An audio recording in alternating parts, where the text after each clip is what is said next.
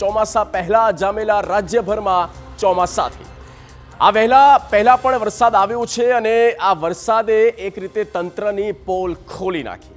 અમદાવાદમાં ધોધમાર વરસાદ થયો અને તંત્રના તમામ દાવાઓ પાણી થઈ ગયા છે।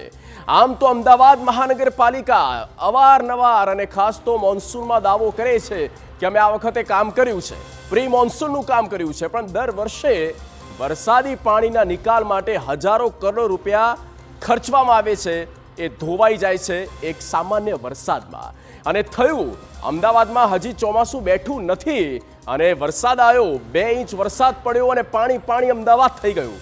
સવાલ અહીંયા થાય કે આ હાલાકી માટે કોણ જવાબદાર?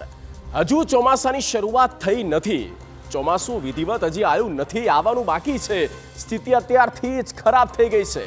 લોકો ચોમાસા પહેલા ના જ આ વરસાદમાં ત્રાહિમામ થઈ ગયા કે હેરાનગતિ એની એ દર વખતની અને આ વખતે પણ ભોગવવાનું જ આવવાનું છે, એવું પણ અનુમાન, એવું પણ આંકલન અમદાવાદીઓ લગાવી રહ્યા છે। ત્યારે આજે આપણે એક અહેવાલ બતાવીશું અને અહેવાલ છે ગ્રાઉન્ડ ઝીરોથી, એટલે કે ગ્રાઉન્ડ રિપોર્ટથી બતાવીશું શું હાલત છે રાજ્યની મહાનગરપાલિકાની પોલ ખોલતી હાલત આપને બતાવીશું। ત્યારે જુઓ, થોડો વરસાદ પણ મુશ્કેલી વધારે।